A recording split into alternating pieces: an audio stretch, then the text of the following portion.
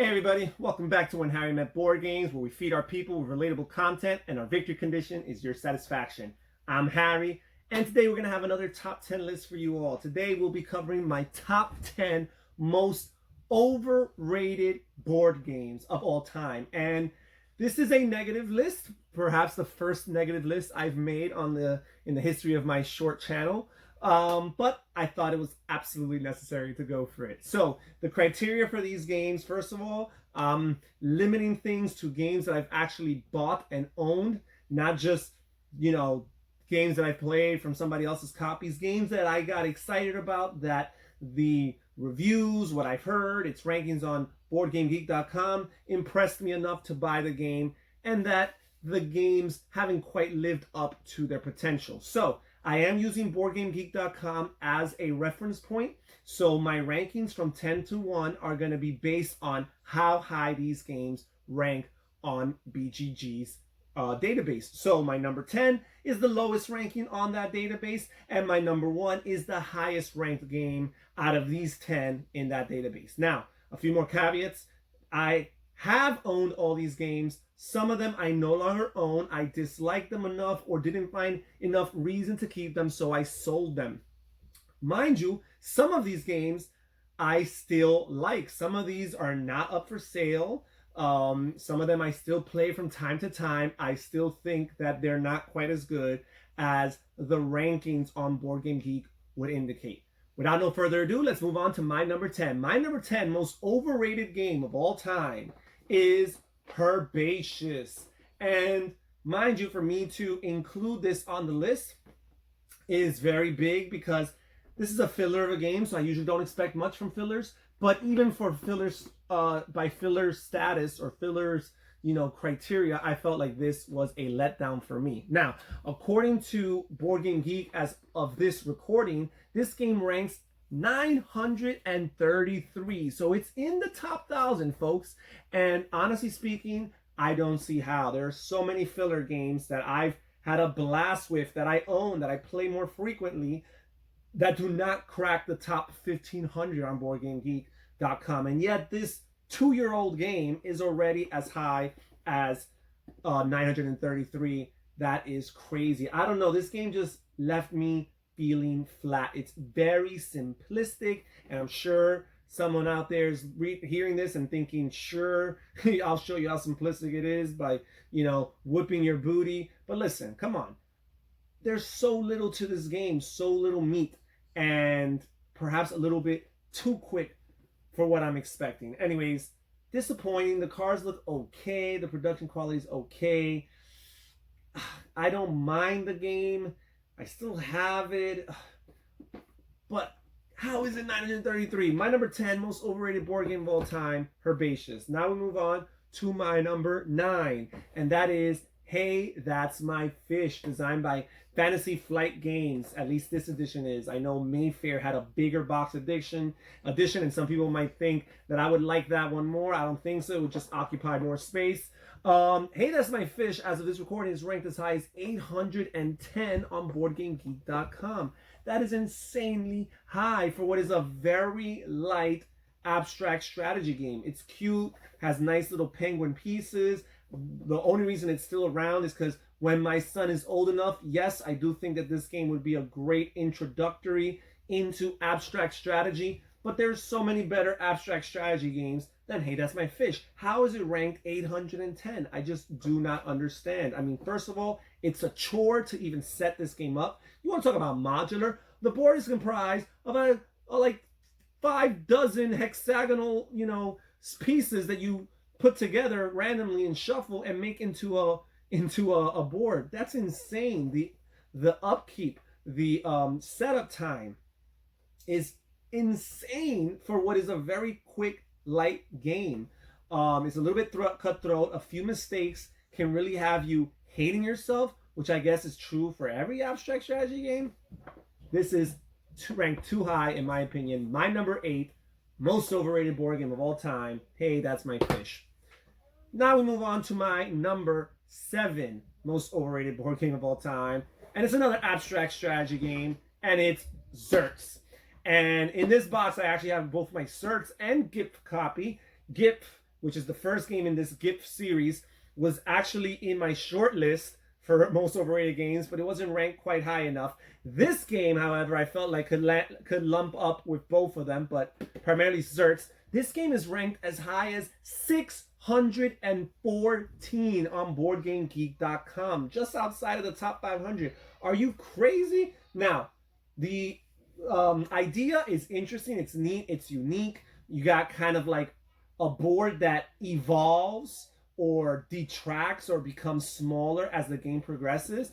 It's cool, it's neat, it's a little innovative, but there's so many better games even within the genre of abstract strategy games. How is this game ranked 614? Do abstract strategy fans just rank their style of games that highly? Are they just more generous with the numbers? Do most gamers just bypass these games so entirely that they don't go onto boardgamegeek.com and balance out the ratings by giving some low numbers? Because I know there's some people out there that go on BGG and without even playing the game, they'll give it a low ranking just because they're tired of how much it's touted and so on and so forth. How is this game ranked so highly? It's okay. I didn't mind playing it. It is currently for sale on my Geek Market on bgg.com. So if you're interested in a copy, you could actually get this and the game of GIF for a cheaper price than you can get either one individually. So if you're interested in that, check out my Geek Market account, Harry Gomez at boardgamegeek.com. My number 8 most overrated board game of all time, Zertz. Now we move on to my number 7. And my number 7 is a game that I no longer have in my collection. I was fortunate enough to be able to sell it for a profit, actually, on boardgamegeek.com because it is out of print. And my number 7 is none other than Lord of the Rings Confrontation. Oh, this is a game designed by Reiner Knizia. I love me some Reiner Knizia. Lots of his games were on my short list. While I enjoy some of his games, some games leave me feeling empty. They fall flat for me, and this is definitely one of them. I had played Stratego back in the day. I was not really a big fan of Stratego, and this is just basically Lord of the Rings and Stratego combined. I mean, it's cool and it's neat, a little bit of that cosmic encounter card play. But other than that, I don't like the look of at least the edition that I had, and I don't enjoy the gameplay. I cannot believe this game is ranked 334. There are so many better games out there, just Lord of the Ring themed games. How is this game ranked 334 is beyond me. My number 7 most overrated board game of all time, Lord of the Rings Confrontation. Now we move on to my number 6. And my number 6 is probably the game, now it's definitely the game that I like the most. Not only out of all the games that made it to the top 10, but probably the most out of all the games in my short list.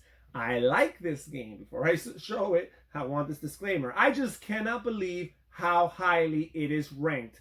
My number 6 is Harry Potter Hogwarts Battle deck building game. Cooperative deck building game with a Harry Potter IP. I'm not a fan. I did not grow up reading Harry Potter. I just missed that. I'm a little too old for that.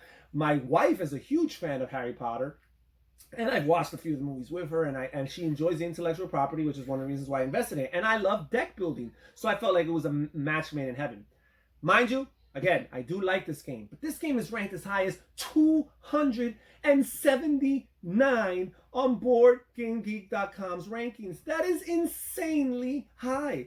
The intellectual property, they give it lots of love. They give it its due respect and treatment in this design, and I think lots of these people ranking the game high are like Harry Potter fans more than they are board game fans or deck building fans. Because how can they rank this game so highly? First of all, there's so many deck builders ranked below this game that are light years better. They're way more superior strategically, mechanically. This game is very basic. It's neat that it's cooperative, but even the cooperative nature, there's very little interaction. It's just a matter of, hey, here, you get to draw a card on my turn, or you get a little token on my turn. That's it? Are you kidding me? And the difficulty is poor. Mind you, I do have to give a few caveats. I've only played the first 3 books, and I know that it gets a little bit more challenging. I played a game with a 3rd book, and you've got to, to lose, you need to, let the evil villains control 3 locations, and each location needs like 5 tokens in order for the villains to control it. We played a game, my wife and I, the other day. Not only did we not lose a single location, by the end of the game, the first location didn't have a single token on it. How can it possibly be that easy? It sounds like the subsequent books, while they do add a little bit more challenge to the game, from what I hear, it sounds like they also add too much gameplay, too much game length. That last book, that book 3 game, was about 40 minutes or so. That's more or less what I want a deck builder to be like. Maybe another 10, 15 minutes, nothing more. If it's true that by level book 5 or 6, I'm starting to feel the heat a little bit, but at the same time, I'm playing like an hour and a half of a deck building game that's repetitive, what the heck? Also, this game, at least the base game, has nothing to like help you call cards, call weak cards, get rid of weak cards. That's one of my favorite aspects of deck building. Yes, it has a couple of different currencies, which I do like in deck building, but the way you manage them is so basic, so mundane, so simple, simplistic, I would say. How is this game ranked 279? Again, I like it. It's a cool game. If it was ranked a couple hundred spots lower, even then, I would probably have taken it off my most overrated list. But 279, I'm sorry, well deserved. My number 6 most overrated board game of all time, Harry Potter Hogwarts Battle. And now we're going to go to my top 5, which I usually say is the cream of the crop. But right now, in this case, we're talking about the bottom of the barrel. My number 5 most overrated board game of all time is Survive, Escape from Atlantis. And this game, with a grain of salt, this game was designed in 1982 by those standards. Phenomenal, amazing. The reprint by Stronghold Games was very well done. Looks really nice. This game on BGG, as of this recording, is ranked number 270. Again, really, really high, top 300. And it's one of the reasons why I bought this. And I bought this early on into my venture into the hobby. And it was cool, it was fun, it was exciting. First of all, I was still in that gateway level, so there was that. But also, I still didn't realize how frustratingly long a mean and brutal game like this can feel like. And as I played it more and more, I started getting that and understanding that more. The first couple times were a little bit exciting, a little bit fun, haha, and all that stuff. But as you play it more, it's like, okay. This game is okay if you like meme games. It's okay if you want to teach a game to somebody who likes maybe a very popular mass market meme style of game. Maybe like a game like Sorry, for example. But other than that, I just don't get how it's ranked number 270. My number 5 most overrated game of all time, Survive, Escape from Atlantis. Now we move on to my number 4 most overrated board game of all time. And that's none other than Arboretum. And Arboretum is ranked number 250 on boardgamegeek.com. 250. Top 250 games. Are you crazy? Are you kidding me? Listen, first of all, this game is very simple, very basic, but that's fine. But what this game does is it kind of copies the idea of Lost Cities and adds a spatial element to it all. Because now, yes, you're trying to get, cards in a sequential order, just like in Lost Cities. Yes, you're playing that game of chicken where you're holding on to cards because you're afraid of your opponent getting them, right? Where you don't discard a card because you're afraid that afterward you're going to draw a card and you're going to regret having discarded that card. Same exact feel. The only difference is, yes, you get to manipulate the direction in which your cards are placed and capitalize based on that. You also get to mix and match the different colors, unlike Lost Cities, as long as the starting card and the ending card and the paths are of the same color. Sure. However, this game adds a very unnecessary, condition that, yes, adds the tension to the game, but also makes the game less exciting. Where if you hold on to certain cards, you can prevent your opponents from scoring their cards at the end of the game. So we invest all this energy into a strategy, and all your opponent has to do is hold on to one card.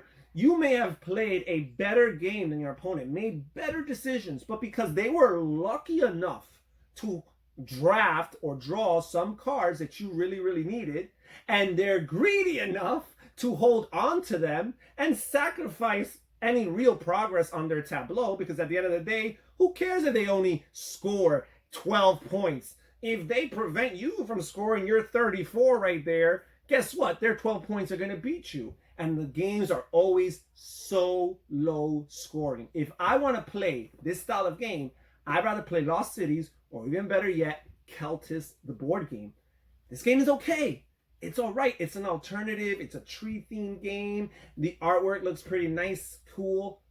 250? Absolutely no way. My fourth most overrated board game of all time, Arboretum. And now we move on to my number 3. And my number 3 is Hive. And not only is Hive ranked as high as number 233 on boardgamegeek.com, but as you can see here on the side, it's won a plethora of awards, and it's probably still winning awards till this day. Hive is an abstract strategy game. It's actually my 3rd abstract game on this list, and people might think I have a problem with abstract games. I am not necessarily the biggest proponent of abstract games. I'm not the biggest fan of them. However, there are some abstract games that I do like and I do enjoy. And Hive is okay. It's all right. I don't mind it as a game. I see the genius in it, or the brilliance in its design and its uniqueness, its novelty, and all that stuff. Really cool. How is it ranked number 233? There's just not enough there. This game, more often than not, is referenced to as the travel game, right? Because it's made out of these nice baked-like tiles, and these baked-like tiles travel easily. They don't get wet, they don't get damaged, the wind does not blow them, so they make for great outdoor games. The footprint is very, very small, so you don't need a big table. Sure, if we're ranking top 10 travel games or top 10, games to play outdoors, you should absolutely have this at the very least on your short list. But why is it as high as number 233 on boardgamegeek.com? That, to me, my friends, makes no sense. My number 3, not 233, number 3 most overrated board game of all time, Hive. Now we move on to my number 2 most overrated game of all time. And it's another Reiner Knizia game. I'm a big fan of Reiner Knizia. I like this game. Not a lot. I like it a little bit. At first, I really liked it. I appreciate for what it is. This is an older game. I still haven't sold it. Might not ever sell it. My number 2 most overrated board game of all time, Modern Art. And this game was originally designed, I think, in 1992 by Reiner Knizia. It's one of his earliest designs. This is a reprint by, Come On Games or Simon Games. And I believe that it's been reprinted since by another company, and a lot of different publishers globally have the rights to this game, and based on what market it's being sold, the artwork and the cover and all that stuff is different. However, the game mechanisms are the same. Players are acquiring pieces of art, they're manipulating the market, deciding how valuable each artwork is by how popular it is, how much it's sold. In subsequent rounds, popularity becomes cumulative. So a piece of work that's been, or an artist whose work has been popular in the past, he will accumulate more popularity, so his work will be more valuable in the present and in the future. However, it still needs to be somewhat popular in the current generation to have some relevance, right? So thematically, it makes a lot of cool sense. There's 5 different types of auctions, and the different cards trigger different types of auctions, and the players are participating in all these different styles of auctions. So if you like auctions and you like different types of auctions, this game pretty much has all of them. Cool, that's neat. However, that's all this game is. It's just auctioning. You're auctioning for some cards, collecting some sets, and scoring some points. This game on Board Game Geek is ranked number 225. 225 for a game that's 30 years old, a game that even Reiner Knizia himself has outdone. Reiner Knizia, this was his first venture into auction bidding. And for the next 10 years or so, that was his bread and butter. And he continued to bring out more and more, advanced versions of auctioning into his games, to the point where auctioning just became a smaller part of his game when he culminated in Amun-Re, and not just the game itself. How is this game ranked number 225? I still keep it in my collection. I still think that historically it has great value, and it's a game I want to teach my son when he gets older. But number 225, no way. My number 2 most overrated board game of all time, Modern Art. Whew. And now we move on to my number 1. And my number 1, I do not own. I sold this one, so it makes sense. This game is ranked number 5 on boardgamegeek.com. And it just wasn't quite for me. My number 1 is none other than Through the Ages. Through the Ages, designed by LOTR, and this game is a civilization-themed game. I like the concept of civilization. Some of my favorite games of all time are civilization-themed. I like the implementation of history, historical figures, kingdoms, events, what have you. I love the fact that it encompasses all of history, all the way back from antiquity to modern times. However, A, the game is too long.